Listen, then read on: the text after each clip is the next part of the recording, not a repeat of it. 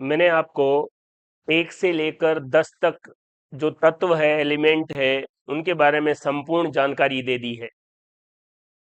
General science के लिए जितने भी क्वेश्चन आपसे पूछे जाएंगे उनके लिए कम से कम आपको 20 तत्व तो याद होना चाहिए। तो 1 से 10 तक हमने बात कर ली थी, अब 11 से लेकर 20 तक और उनके बारे में डिटेल जानकारी मैं आपको बता रहा हूं। देखिए, 10 के बाद जो 11वां तत्व है उसका नाम है सोडियम।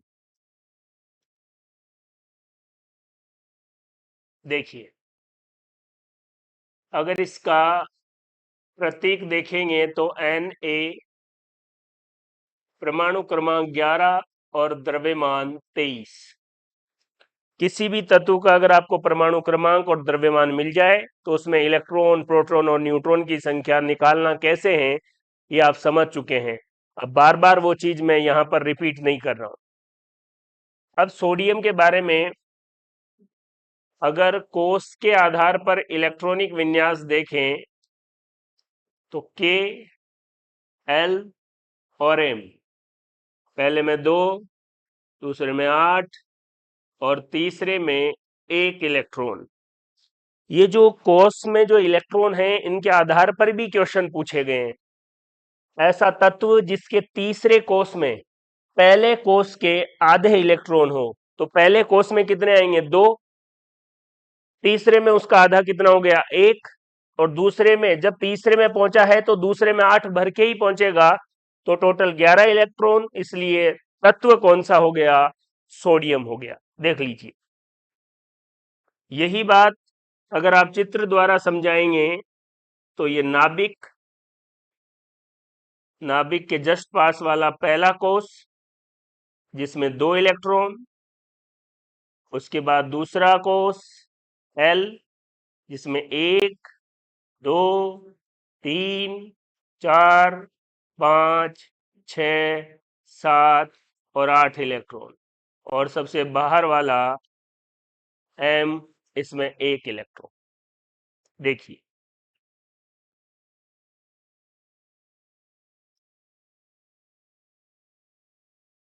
ये ली,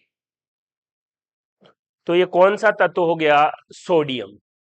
अब अगर उपकोष के आधार पर इनका इलेक्ट्रॉनिक विन्यास देखते हैं तो देखिए, पहले कोष में एस उपकोष में 2, दूसरे कोष में एस उपकोष में 2, दूसरे कोष में पी उपकोष में 6, और फिर कौन सा आ जाएगा? 3s1। ये इलेक्ट्रॉनिक विन्यास उपकोष के आधार पर। और तीसरा पॉइंट हम देख रहे थे संयोजकता। अब इसको स्थायी होना है तो अपना कक्षक पूर्ण करना है। एम कक्षक में टोटल 18 इलेक्ट्रॉन होते हैं। लेने के बजाय अगर ये इलेक्ट्रॉन दें तो आसान रहेगा, क्योंकि एम कोष जो है उसमें इलेक्ट्रॉन बहुत ज्यादा है, तो लेने का नहीं होगा, ये 1 इलेक्ट्रॉन देगा और देने पर संयोजकता कितनी हो जाएगी? +1। देख लीजिए, अब सोडियम से जुड़े हुए जो कोई इंपॉर्टेंट फैक्ट्स है वो देख लीजिए। सोडियम से मिलकर बना होता है sodium hydroxide, caustic soda, NaCl, नमक, Na2CO3.10H2O, धोने का सोडा, वॉशिंग पाउडर, NaHCO3, मीठा सोडा, खाने का सोडा या बेकिंग सोडा। इन चारों फॉर्मूलों के बारे में भी सोचना है। कास्टिक सोडा, नमक, धोने का सोडा और मीठा सोडा या बेकिंग सोडा। तो सोडियम से जुड़ी हुई जानकारियां आपके सामने हैं। कोष के आधार पर, उपकोष के आधार पर इसका परमाणु क्रमांक, इसकी संयोजकता कितनी है, ये चीजें आप बहुत अच्छे से समझ लीजिए, देख लीजिए।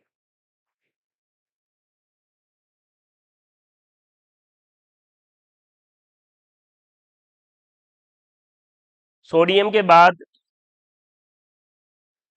नेक्स्ट जो तत्व है वो है मैग्नीशियम।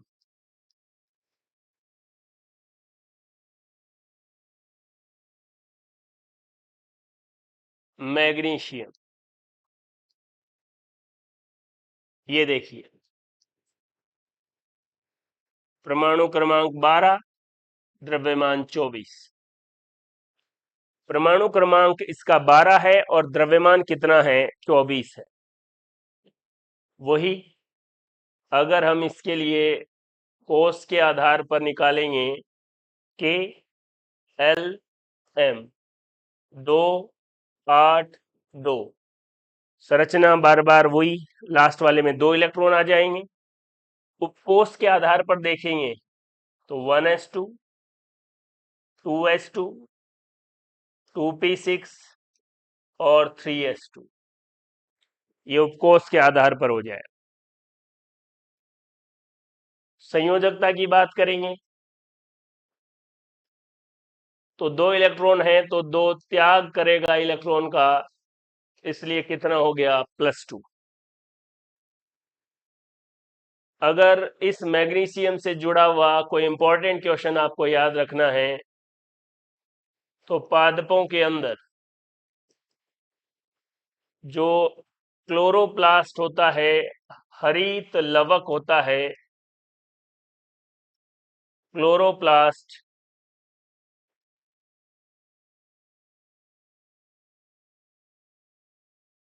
उस हरित लवक में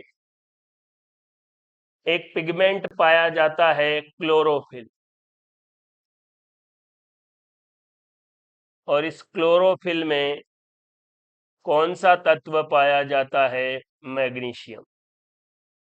क्लोरोफिल में, पर्णहरित में कौन सा तत्व पाया जाएगा? ये देख लीजिए, मैग्नीशियम। और इस मैग्नीशियम से ही जुड़े हुए एक और यौगिक का नाम याद रखना है, मैग्नीशियम हाइड्रोक्साइड। इसको कहा जाता है milk of magnesia, milk of magnesia. देख लीजिए, मिल्क ऑफ मैग्नीशिया। और इस मिल्क ऑफ मैग्नीशिया की पीएच अप्रोक्सीमेट 10 होती है। तो ये मैग्नीशियम के बारे में देख लीजिए। मैग्नीशियम के बाद हम बात करते हैं एल्यूमिनियम के बारे में। एक एक तत्व के बारे में मैं आपको बता रहा हूं, परमाणु क्रमांक 20 तक, 12 तक हो गए हैं, 13 तक देखिए। उससे पहले बीच में मैं आपको एक चीज बता देता हूं। हम इलेक्ट्रॉनिक विन्यास कोष और उपकोष दोनों के आधार पर देख रहे हैं, और इसका मतलब है कौन से कोष में कितने इलेक्ट्रॉन हैं, कौन से उपकोष में कितने इलेक्ट्रॉन। और आप जानते हैं पहले कोष में कितने इलेक्ट्रॉन होते हैं? 2। दूसरे में कितने होते हैं? 8। तीसरे में कितने होते हैं? 18। और चौथे में कितने होते हैं? 32। तो इलेक्ट्रॉन पहले में 2, दूसरे में 8, तीसरे में 18, चौथे में 32, इतने अधिकतम इलेक्ट्रॉन है। अब उपकोष के बारे में बात करेंगे तो पहले वाले कोष में केवल एक उपकोष होता था, जो मैं आपको बता चुका हूं, और पहला जो कोष है उसमें एक ही उपकोष है, एस। दूसरे वाले में 2 है, 2s और 2p। तीसरे वाले में 3 है, 3s 3p 3d। और चौथे वाले में 4 हैं, 4s 4p 4d और 4f। एनसीईआरटी के अकॉर्डिंग हम 4 ही सेल पढ़ रहे हैं, वरना मैंने आपको बताया था कि इससे ज्यादा भी कोष होते हैं, लेकिन अभी जनरल साइंस के लिए उनको पढ़ने की जरूरत नहीं। 5D 5F देख लीजिए। अब जो बार बार मैं आपको कोष और उपकोष के आधार पर इलेक्ट्रॉनिक विन्यास समझा रहा हूं, और जब उपकोष का इलेक्ट्रॉनिक विन्यास लिखता हूं तो अब पूरी चीजें मैंने आपको क्लियर करवा के ही लिखी है। फिर भी अगर आप याद रखना चाहते हैं तो देखिए इस तरीके से, पहले इलेक्ट्रॉन 1s में जाएगा, फिर 2s में जाएगा, फिर 2p, फिर 3s, ऐसे। फिर 3s के बाद 3p, 4s, फिर उसके बाद 3d, 4p और 5s, ऐसे इलेक्ट्रॉन भरने। तो कई बार कुछ स्टूडेंट ऐसे याद ही कर लेते हैं कि पैटर्न फिक्स है, पहले 1s, 1s के बाद 2s, 2s के बाद 2p, 2p के बाद 3s, 3s के बाद 3p, 3p के बाद 4s, 4s के बाद 3d, 3d के बाद 4p, 4p के बाद 5s, देख लीजिए। और फिर आप जानते ही हैं कि s में कितने इलेक्ट्रॉन भरे जाएंगे, 2, p में कितने भरे जाएंगे, 6, d में कितने भरे जाएंगे, 10, और f में कितने भरे जाएंगे, 14। तो ये एक चार्ट भी है, 1s, फिर वहां से 2s, फिर 2p 3s, 3p 4s, 3d 4p और 5s। तो आप ये सीधा भी याद रख सकते हैं ताकि इलेक्ट्रॉनिक विन्यास लिखना आसान रहे। इलेक्ट्रॉनिक विन्यास के क्या बेनिफिट है, सीधे क्वेश्चन भी आते हैं, और अगर आपको ये भरना आता है तो आगे जो अपन पढ़ेंगे वो चीजें और आसान हो जाएगी। देख लीजिए,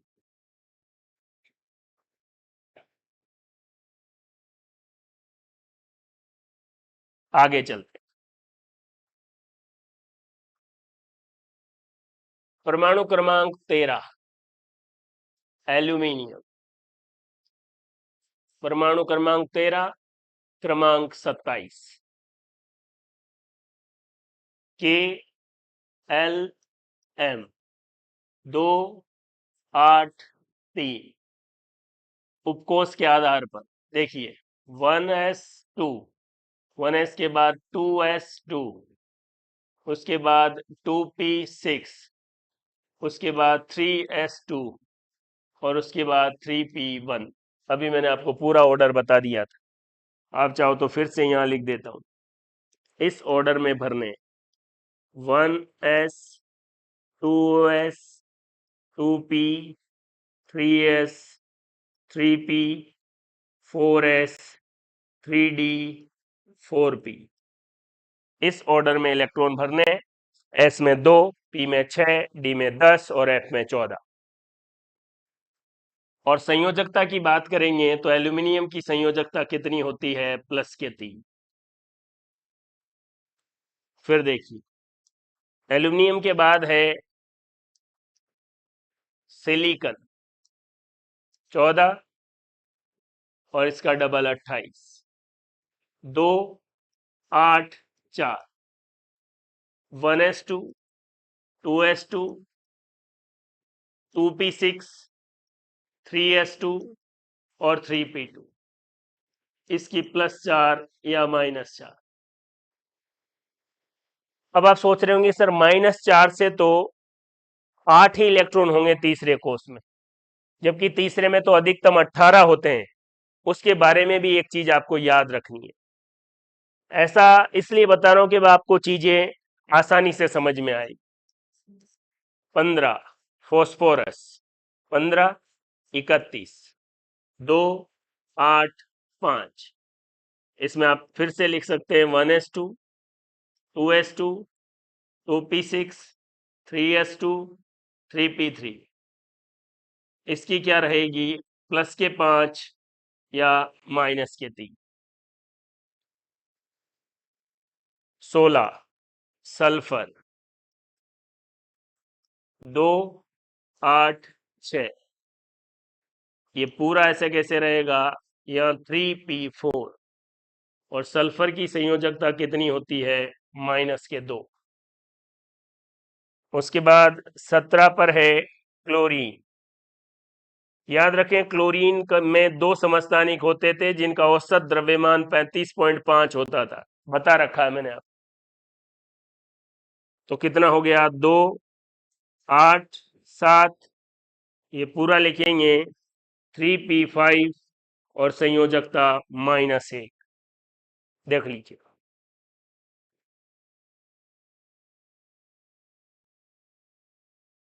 17 तक तत्व मैंने आपको बता दिए हैं। क्लोरीन का परमाणु द्रव्यमान 35.5 क्यों होता है, क्योंकि इसमें 2 समस्थानिक, क्लोरीन 35 75% और क्लोरीन 37 25% होता है, और उसका औसत द्रव्यमान निकालना मैंने आपको बता दिया था।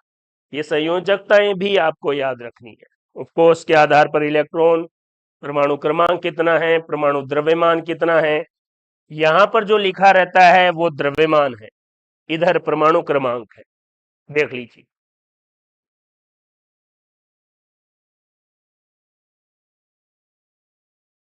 आगे चलते हैं। 17 के बाद 18, 18 में है आर्गन। 18 देख लीजिए,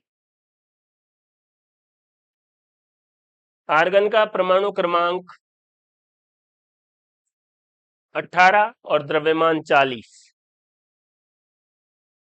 उसके बाद के एल एम 2 8 8, 1s2 2s2, आप खुद लिखें 2p6 3s2 और 3p6, और इसकी संयोजकता होगी 0।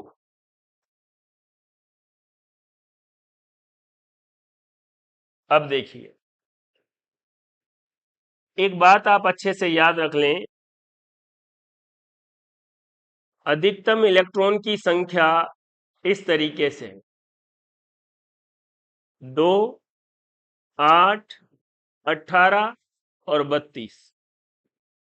लेकिन इलेक्ट्रॉन भरते समय एक नियम आपको याद रखना है, और ये सीधा याद ही रख लें, पहले में 2 भरना है, दूसरे में 8 भरने हैं, तीसरे में पहले चांस में 8 भरने हैं, 8 के बाद फिर चौथे वाले में 2 भरने हैं। जब 2 भर जाएं तो फिर यहां पर बचे हुए 10 भरने हैं, और उसके बाद फिर इसमें आ जाना। एक बार फिर बता रहा हूं, पहले में सीधे सीधे 2, दूसरे में 8, तीसरे में जगह 18 की है, लेकिन पहले चांस में 8 ही भरने हैं, और 8 के बाद चौथे में जाना है, उसमें 32 नहीं, केवल 2 भर के वापस फिर इसमें 10, और फिर वापस बचे 30 इसमें भरने। तो जब 8 भरेंगे तो 2 8 8 यही अष्टक पूरा हो गया, इसलिए संयोजकता क्या हो गई, 0 हो गई। और संयोजकता 0, तो आर्गन कौन सी गैस है, अक्रिय गैस है, निष्क्रिय गैस है, नोबल गैस है। 19 पोटेशियम, देख लीजिए, 2 8 8, अब 18 नहीं भरने, इसमें 9 नहीं भरने, जगह है 18 की, लेकिन 8 ही भरने। अब अगले में जाना है, तो अगले में 2 भरने की जगह तो 1 भर जाएगा, क्योंकि इलेक्ट्रॉन कितने हैं, 19। यहां पर देखिए, पूरा ऐसे कैसे आ जाएगा, 3p के बाद कौन आएगा वो आपको देखना है, और वो होगा 4s, और 4s में कितना होगा, 1, और संयोजकता कितनी होगी, +1। 20 में जो कैल्शियम है तो उसमें कितना आएगा, 2 8 8 2, ये पूरा इलेक्ट्रॉनिक विन्यास ऐसा, यहां 4s2, और संयोजकता कितनी हो गई, अगर 21वें के लिखने की बात आती स्कैंडियम की, तो 2, 8, 8, अब इसमें 3 नहीं आते, इसमें 2 ही आते, और वो एक इलेक्ट्रॉन इसमें आ जाता, और इसमें जो संख्या है वो कितनी हो जाती, 9 हो जाती। 8 प्लस 1, इस तरीके से इलेक्ट्रॉन भरे जाते। देख लीजिए, 1 से लेकर 20 तक तत्वों के बारे में संपूर्ण जानकारी आपके सामने। ये जानकारी बहुत महत्वपूर्ण है आने वाले टॉपिक्स के लिए। बार बार चीजें मैं रिपीट इसीलिए कर रहा हूं ताकि आने वाले टॉपिक्स आपको बड़े आराम से समझ में आए। देख लीजिए,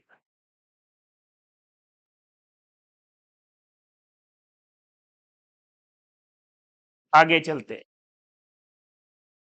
1 से लेकर 20 तक जो तत्व है उनकी क्या जानकारी, अब तक की जानकारी मैंने आपको बहुत अच्छे से समझाई है, और ये संयोजकता कैसे होती है, क्या होती है, वो सब चीजें बिल्कुल सटीक आपके पास है। देखिए,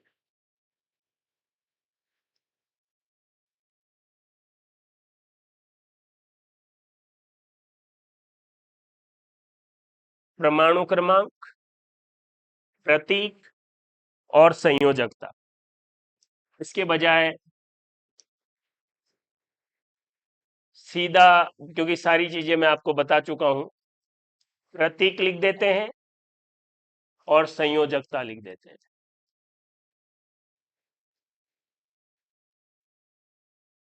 प्रतीक लिख देते हैं और संयोजकता लिख देते हैं। अब तक जो बातें इलेक्ट्रॉनिक विन्यास और वो सब मैं आपको बता रहा था, उसके अलावा ये जो चार्ट है ये तो आपको याद करना ही करना है, और कोई ऑप्शन नहीं। देखिए, hydrogen, helium, lithium, beryllium, boron, carbon, nitrogen, oxygen,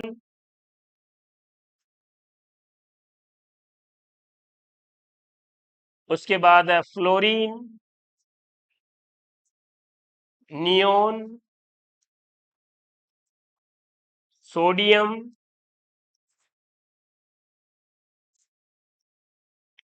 magnesium,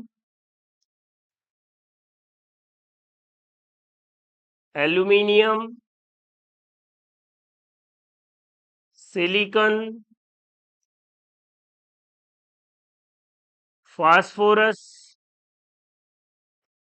sulphur. संयोजकता कितनी है, +1, -1, 0, +1, +2, +3, +4, -4, +5, -3, -2, -1, 0, +1, +2, +3, +4, -4, +5, -3 और -2। देख लीजिए,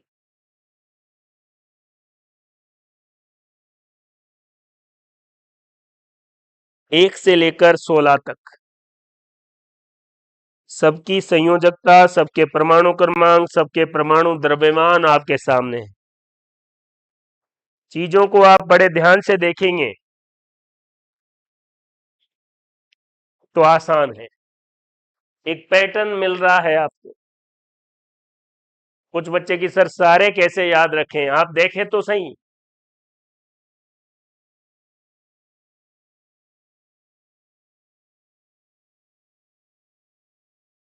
इसकी +1, -1 है, इसकी -1 है, इसकी 0, इसकी भी 0, इसकी +1, इसकी भी +1।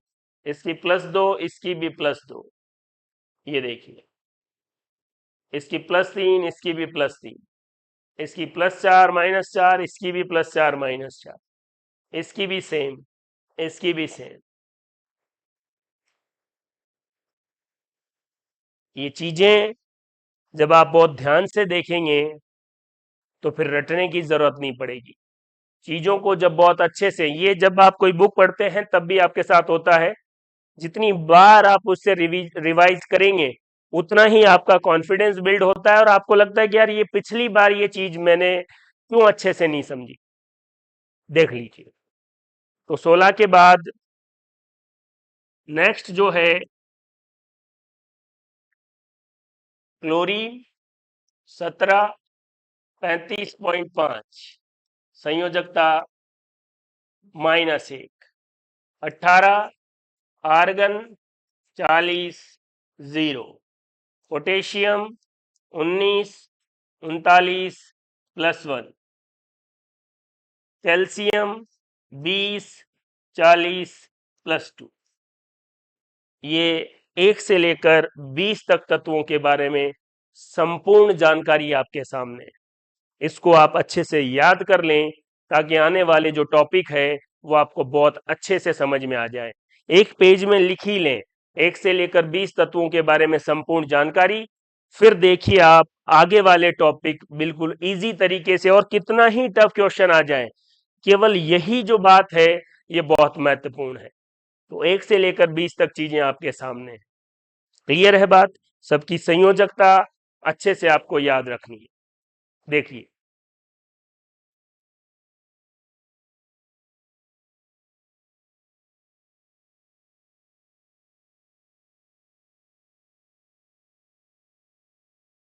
एक चीज और है, एक वैज्ञानिक हुए न्यूलैंड, आगे अपन इनके बारे में पढ़ेंगे भी। इन्होंने अष्टक नियम दिया और कहा कि पहला तत्व उसके 8वें तत्व के समान गुणधर्म रखता है।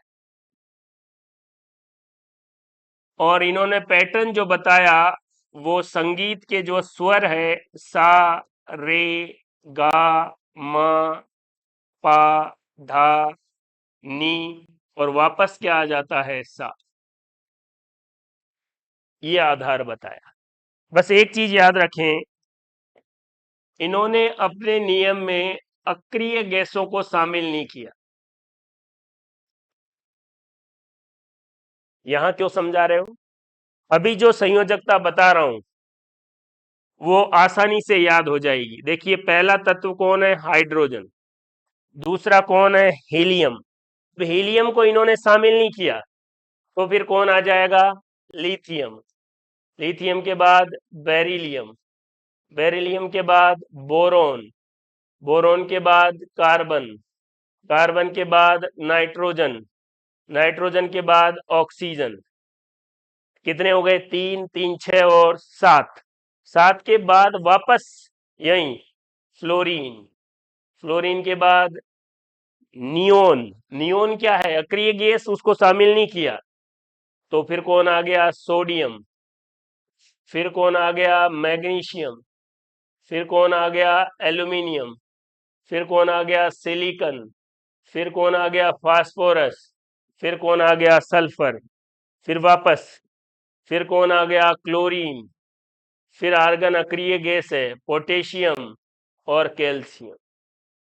इस तरीके से अगर आप चीजों को जमा लेंगे अष्टक नियम के आधार पर तो क्या होगा? देखिए, इन तीनों में केवल हाइड्रोजन की ही +1 भी हो जाती है और -1, बाकी सबकी -1 है। इन सब की क्या है? +1। इन सब की क्या है? +2। इनकी क्या है? +3। इनकी क्या है? +4 -4। इनकी क्या है? +5 -3। और इन दोनों की क्या है? -2। और ये जो तीनों हैं लिथियम सोडियम पोटेशियम, इनको चाकू से आसानी से काटा जा सकता है।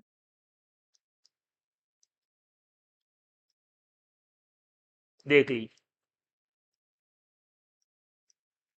बहुत पैटर्न है, लेकिन एक सामान्य स्टूडेंट को केवल साइन समझ में आए और वो क्वेश्चन भी सॉल्व कर पाए, उसके लिए यहां तक तो आपको समझना जरूरी है। क्लियर है? तो एक बार फिर मैं आपको कह रहा हूं, 1 से लेकर 20 तक सारे तत्व, उनकी संयोजकता, उनके कोष के आधार पर इलेक्ट्रॉनिक विन्यास, उपकोष के आधार पर इलेक्ट्रॉनिक विन्यास, परमाणु द्रव्यमान, परमाणु क्रमांक, सारी बातें अच्छे से याद रखें। इन पूरे वीडियो के अच्छे से नोट्स बनाए, बार बार रिवाइज करें। अगर आपको क्वेश्चन प्रैक्टिस करनी है और थ्योरी की थोड़ी और डिटेल चाहिए, तो अमनी पब्लिकेशन पर मेरी खुद की बुक है जनरल साइंस की, वो आप लीजिए और उसका बहुत अच्छे से स्टडी कीजिए। किसी भी एग्जाम में जो भी आपके सिलेबस में टॉपिक है वो उससे पढ़ लीजिए, बाहर से कुछ भी पढ़ने की जरूरत नहीं है। साथ में थ्योरी, उसके साथ सभी एग्जाम के क्वेश्चन, कुछ मेरे द्वारा बनाए गए क्वेश्चन, ताकि कॉन्सेप्ट और अच्छे से बिल्ड हो पाए, वो भी आप कर सकते हैं।